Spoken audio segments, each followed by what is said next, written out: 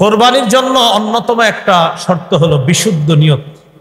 নিয়তটা খালেস করতে হবে, একদম বিশুদ্ধ হতে হবে। যদি ঝামেলা থাকে, না গোস্ত 80 কেজি নাকি 90 কেজি, না 1.5 মণ না 2 মণ, আরে তাহলে কি দামে মিলবে? বাজারে হইলে কয় টাকার গোস্ত কিনা যাইতো, তাহলে এই পরিমাণে কোরবানি হবে না। কিন্তু পশু কিনবেন আল্লাহকে খুশি করার জন্য, জবাই মানে হিসাব করে যে এনে বাজারে যদি আমি বেচতাম তো কয় কেজি হইতো, কিনলে কয় কেজি হতো, নাউজুবিল্লাহ। আপনি এইগুলা কি করতেছেন? আরে কোরবানিকে এই জন্য আমরা করি। কোরবানির গোস্ত যদি আল্লাহ রিজিকে রাখে খাবো, আল্লাহ রিজিকে না রাখলে খেতে পারবো না। কিন্তু আমার মাকসাদ হলো আমার রব খুশি হবে পশু জবাই করলে, এই জন্য আমি পশু জবাই করব। আল্লাহ যদি চায় পশুর গোস্ত খাওয়ার আগে হইতে পারে আমি দুনিয়া থেকে বিদায় নিব, আবার আল্লাহ যদি চায় আমাকে বাঁচিয়ে রাখবেন। কোরবানির পশু জবাই করবেন, এরপর গোস্ত রান্না হচ্ছে, এর মাঝে আপনার মৃত্যু হয়ে যেতে পারে কিনা। এই জন্য পশু জবাই হবে একমাত্র কারে খুশি করা। তো এই জন্য বিশুদ্ধ নিয়ত। বলেন নিয়তের সম্পর্ক কোথায়? কলব। এই জন্য বলছিলাম কোরবানির আগে বাহ্যিক গুনাহ, আভ্যন্তরীণ গুনাহ থেকে নিজের কলবকে সাফ করা। সহিহ বুখারীর 1 নম্বর হাদিস, قال رسول الله صلى الله عليه وسلم إنما الأعمال بالنيات। আমলের প্রতিদান বিশুদ্ধ নিয়তের সাথে, আমলের প্রতিদান বিশুদ্ধ নিয়তের সাথে। এই জন্য নিয়ত বিশুদ্ধ হতে হবে। শহীদ হওয়ার নিয়ত আছে কার কার? মাশাআল্লাহ, সবার নিয়ত আছে। আচ্ছা, তাহলে না নিয়ত কয়েকজন এমনি উঠাইছি, তাহলে একটা হাদিস শোনাইতাম, তাহলে আর শোনাবো না। নিয়তটা সুন্দর হইতে হইবে ইনশাআল্লাহ। এবার আপনার সহিহ মুসলিমের বর্ণনা 908 নম্বর হাদিস। সত্যি সত্যি যদি এখন মন থেকে কেউ শহীদ হওয়ার নিয়ত করে থাকেন, তাহলে হাদিসটা মন দিয়ে শুনুন। قال رسول الله صلى الله عليه وسلم من سأل الله الشهادة بصدق بلغه الله منازل الشهداء وإن مات على فراشه। রাসূলুল্লাহ সাল্লাল্লাহু আলাইহি সাল্লাম বলেন, কেউ যদি দিল থেকে শহীদ হওয়ার নিয়ত করে, মন থেকে শহীদ হওয়ার নিয়ত করে, দিল থেকে যে আসলে আমি শহীদ হব, নবীজি বলেন এই ব্যক্তি যদি তার ঘরের বিছানায় মারা যায়, শহীদ হওয়ার নিয়ত করছে লোকটা যদি তার ঘরের বিছানার মধ্যেও মারা যায়, আল্লাহ তাকে শহীদদের মর্যাদায় পৌঁছায়া দিবেন। নিয়ত দিল থেকে খালেস বিশুদ্ধ নিয়ত, তার এই নিয়ত পরিশুদ্ধ হওয়ার কারণে শাহাদাতের মর্যাদা আল্লাহ তাকে দান করবেন। যারা কোরবানির নিয়ত করছেন এই বছর, খালি নিয়ত করার সাথে সাথে যদি নিয়তটা শুদ্ধ হয়, অলরেডি সওয়াব পেয়ে গেছে। কোরবানির তো সওয়াব আছে, নিয়তের একটা সওয়াব পেয়ে গেছে। দলিল সহিহ বুখারী 7501 নম্বর হাদিস। এই হাদিসটা হাদিসে কুদসি। আল্লাহ পাক রব্বুল আলামিন বলেন, ইযা আরাদা আবদি আন ইয়ামালা সাইয়্যাতান ফালা তাকতুবুহা আলাইহি হাত্তা ইয়ামালাহা। আল্লাহ তাআলা বলেন, এই ফেরেশতাদের দল, আমার বান্দা যখন কোনো গুনাহের নিয়ত করে, আমার বান্দা গুনাহ না করা পর্যন্ত এই গুনাহটা তোমরা লিখবা না। সুবহানাল্লাহ। আমার বান্দা গুনার নিয়ত করছে, জি আল্লাহ করছে, করছিনি, কয় না করে নাই, না করা পর্যন্ত গুনাহ লিখো না। গুনার নিয়ত করছে, করে নাই, আল্লাহ কয় লিখো না। ফাইন আমিলাহা ফাকতুবুহা লাহু বিমিসলি আমালি। যদি গুনাহ করে তো যতটা করবে এতটা গুনাহ লেখো, একটা করলে একটা, দুইটা করলে দুইটা। ওয়া ইন তারাকাহা মিন আজলি। আমার বান্দা যদি আমাকে খুশি করার জন্য গুনাহটা ছেড়ে দেয়, শুধু খুশি করার জন্য গুনাহ ছেড়ে দিছে, বাস তার আমল নামায় সওয়াব লেখা দেয়। সুবহানাল্লাহ। এবার কি বলে দেখেন, ওয়া ইযা আরাদা আন ইয়ামালা হাসানাতান। আমার বান্দা যদি কোনো নেকির কাজের নিয়ত করে,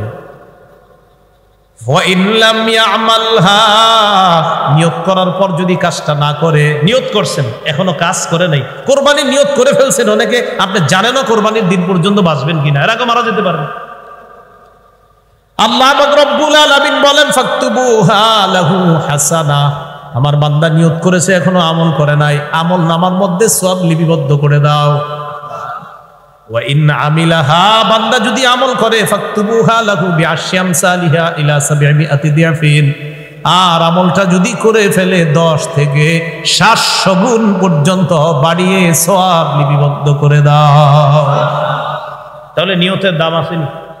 এজন্য কোরবানি করার আগে নিয়তটা শুদ্ধ করে নেন।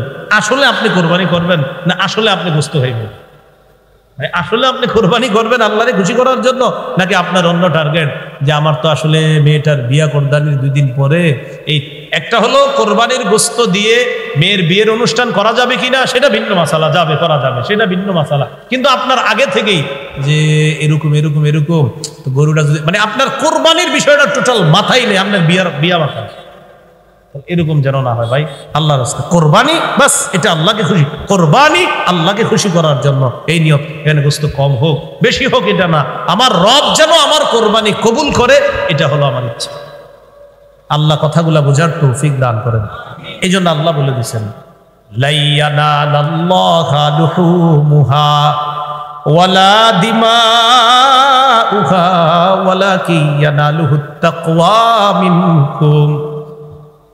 তোমাদের পশুর গোশত আল্লাহর কাছে পৌঁছে না, রক্ত আল্লাহর কাছে পৌঁছে না, তোমাদের ভিতরের তাকওয়া আল্লাহর কাছে পৌঁছে। সবাই আমার সাথে বলেন, তাকওয়া থাকে কলবে, কলব থাকে বুকে।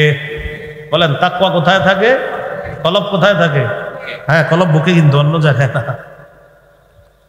قال رسول الله صلى الله عليه وسلم التقوى ها هنا التقوى ها هنا التقوى ها هنا يشير الى صدره 3 مرات।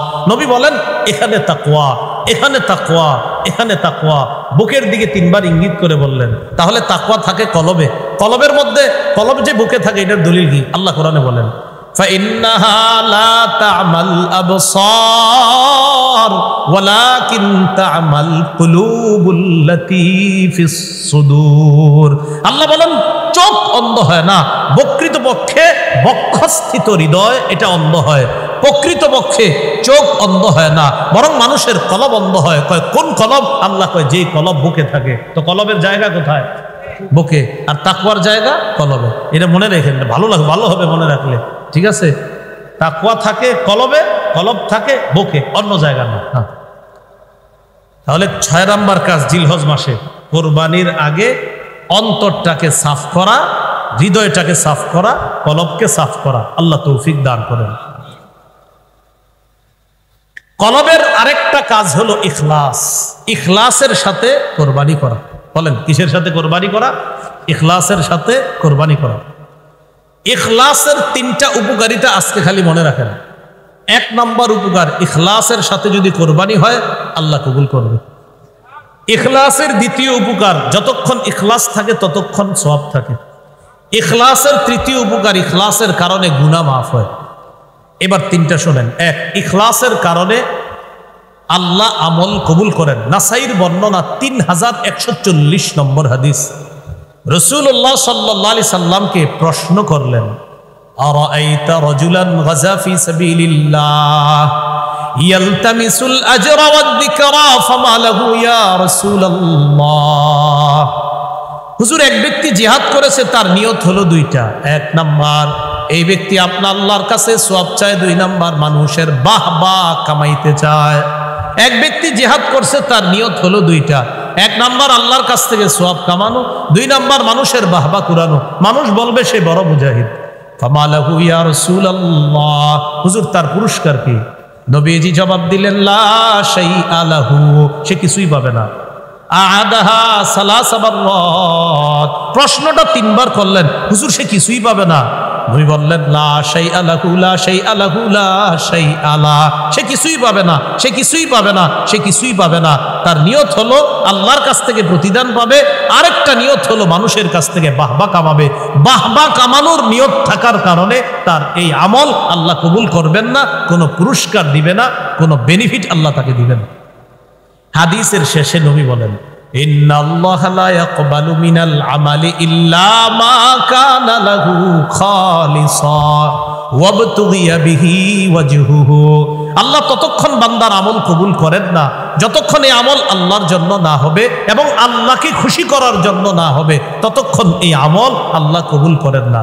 তাহলে বলেন কি শিখলাম? কোরবানি কার জন্য হবে? ততক্ষণ কোরবানি আল্লাহ কবুল করবেন না যতক্ষণ আল্লাহকে খুশি করা উদ্দেশ্য না হয়। আল্লাহকে খুশি করা উদ্দেশ্য না হলে আল্লাহ কিন্তু আপনার কোরবানি কবুল করবেন না। এ হলো ইখলাসের 1 নাম্বার উপকার। 2, যতক্ষণ ইখলাস থাকবে সওয়াব পাবেন। সহিহ বুখারীর 56 নম্বর হাদিস। সাদ ইবনে আবি ওয়াক্কাস রাদিয়াল্লাহু তাআলা আনহুকে আল্লাহ রাসূল বলেন, ইন্নাকা লান তুনফিকা নাফাকাতান তাবতাগি বিহা ওয়াজহাল্লাহ ইল্লা উজিরতা আলাইহা হাত্তা মা তাজআলু ফি ফামি ইমরাআতিক। রাসূলুল্লাহ সাল্লাল্লাহু আলাইহি সাল্লাম বলেন, যতক্ষণ তুমি আল্লাহকে খুশি করার জন্য দান করবা, সদকা করবা, ততক্ষণ তোমার আমলনামায় সওয়াব দেওয়া হবে, প্রতিদান দেওয়া হবে। এমন কি তুমি যদি তোমার স্ত্রীর মুখে খাবার উঠায়া দাও, খাবারের লোকমা উঠায়া দাও, তোমার বিবির মুখে যা তুমি উঠিয়ে দিচ্ছ, ইখলাস যদি থাকে, এটার কারণেও তোমাকে সওয়াব দেওয়া হবে।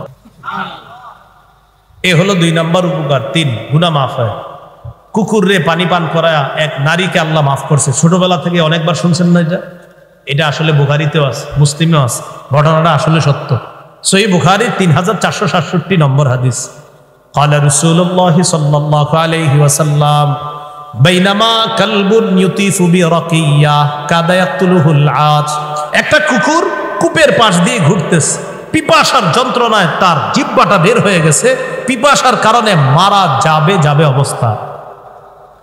فرأته بغي من بغايا بني إسرائيل। বনি ইসরাইলের এক ব্যভিচারিণী নারী এই কুকুরটাকে দেখছে। দেখার পর ফানাজাআত মুকাআহা, নারী তার মৌজাটা খুলছে। খোলার পর ফাসাকাতহু, মৌজার মধ্যে পানি এনে কুকুরকে পানি পান করায়া দেয়। নবীজি বলেন, আমলটা ইখলাসওয়ালা হওয়ার কারণে আল্লাহর কাছে এত পছন্দনীয় হয়ে যায়। গুফিরা লাহা বিহি, তার আগের যত গুনাহ আছে সব গুনাহগুলা মাফ করে দেওয়া হয়।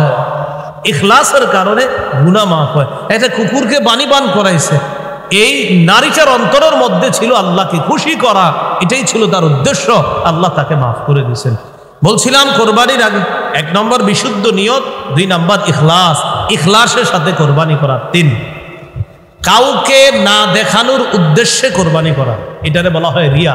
কাউরে যদি দেখানোর উদ্দেশ্য হয়, এটাকে বলা হয় রিয়া। তোমার গরু কত? 1 লাখ। ও আচ্ছা, ঠিক আছে। কি ঠিক আছে? বুঝবা কালকে আনছে 1.5 লাখ দিয়ে। নেহার উদ্দেশ্য হলো আপনারটা 1 লাখ, আমারটা 1.5 লাখ। উত্তরপাড়া আব্দুর রহিমেরটা কয় লাখ? হ্যাঁ, তো এবার 1.5 লাখ। আচ্ছা, অপেক্ষা কর, 2 দিন পরে আনছে 2 লাখ দিয়ে। তো এটার উদ্দেশ্য হলো কি? হেটটা 1.5 লাখ সবাই বলবো, আর আমারটা 2 লাখের উপর বলবো। এই যে আপনার এক খেলা, দেখানোর খেলা না। রিয়া থাকলে তো কোরবানি কবুল হবে না। ভাই, আমি আপনাদেরকে হাতে পায়ে ধরে বলছি, ইখলাসের সাথে ছাগল, একটা খাসি জবাই করে দেন আল্লাহরে খুশি করার জন্য। আল্লাহর রাস্তে লাখ লাখ টাকা খরচ করবেন, আর যদি উদ্দেশ্য হয় মানুষকে দেখানো, মেহেরবানি করে এতগুলা টাকা খরচ করবেন। হ্যাঁ, আপনি 5 লাখ টাকা দিয়ে কিনেন, কিন্তু উদ্দেশ্য আল্লাহরে খুশি করা, যে আল্লাহ আমি বেশি টাকা দিয়ে পশু কিনছি আপনারে বেশি খুশি করার জন্য, এটা ঠিক আছে। আপনার পুরো উদ্দেশ্য থাকতে হবে, আল্লাহ আমি 10 লাখ টাকা দিয়ে গরু কিনছি, উদ্দেশ্য শুধু তোমারে খুশি করা, খরচ বেশি করছি আল্লাহ তোমারে খুশি করা, এটা উদ্দেশ্য, এটা ঠিক আছে। মানুষকে যদি দেখানো হয় তো আপনার টাকাগুলা কিন্তু লস হয়ে গেল। আপনার মূল বিষয় যেটা কোরবানি কবুল, এই কবুলটা কিন্তু হলো না। আপনি যেই নিয়তে পশু কিনলেন সেটা কিন্তু হলো না। তো 3 নাম্বার, কাউকে দেখানো যাবে না। তাহলে আওয়াজ দিয়ে বলে, আমরা কোরবানি করব একমাত্র কার জন্য? আল্লাহর জন্য। আল্লাহ সকলকে এই পাক্কা নিয়তের সাথে এবছর কোরবানি দেওয়ার তৌফিক দান করেন।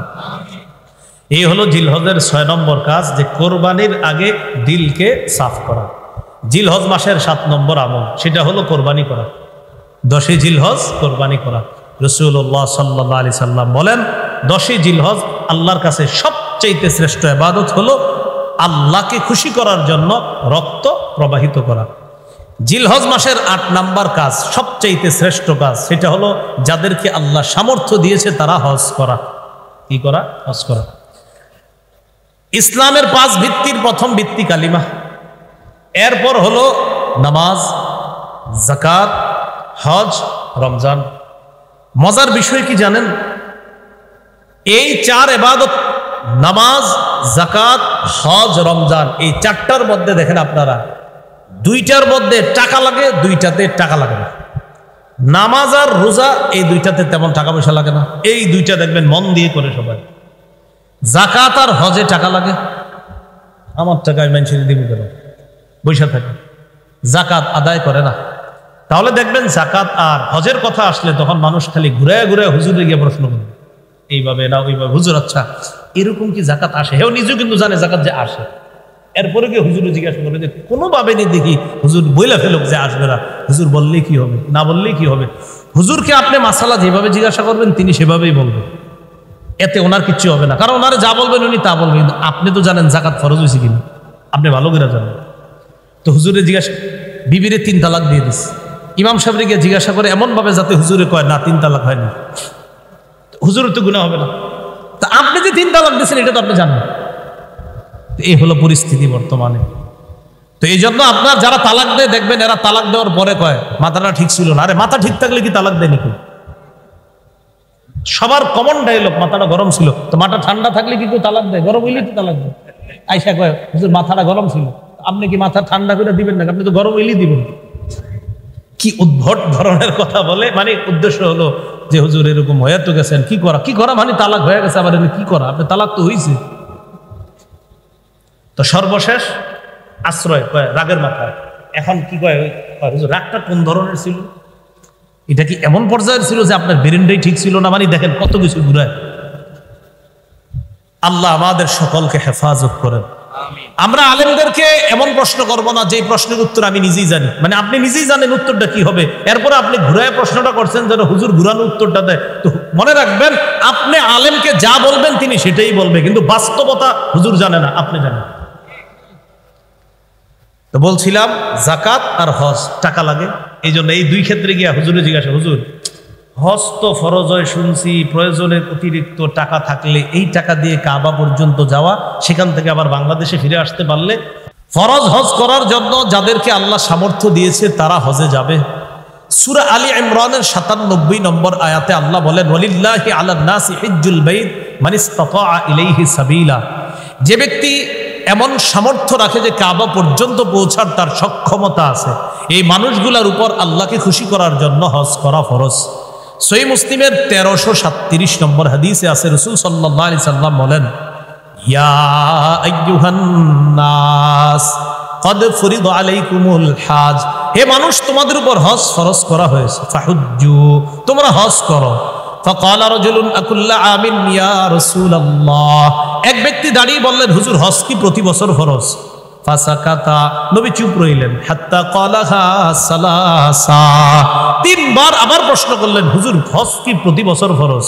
নবী বললেন লাউ কুলতু নাআম লাওয়াজাবাত ওয়ালা মাসতাতাতুম, নবী বললেন আমি যদি বলতাম হ্যাঁ তাহলে হজ ওয়াজিব হয়ে যেত, প্রতি বছর হজ করাটা আবশ্যক হয়ে যেত, মানে হজ ওয়াজিব হয়ে যেত মানে হজ তো ফরজ, মানে তোমাদের জন্য প্রতি বছর হজ করাটা ফরজ হয়ে যেত যদি আমি নবী হ্যাঁ বলে ফেলতাম। তোমরা কেন প্রশ্ন করো এমন প্রশ্ন, যেই প্রশ্ন অনর্থক প্রশ্ন হয়। জারুনি মা তারাকতুকুম, আমি যা বলি এতটুকু গ্রহণ করো, অতিরিক্ত প্রশ্ন করবা না। ফাইন্নামা হালাকা মান কানা ক্বাবলাকুম বিকাসরাতি সুআলিহিম, তোমাদের আগের জাতি বেশি প্রশ্ন করার কারণে ধ্বংস হয়েছে।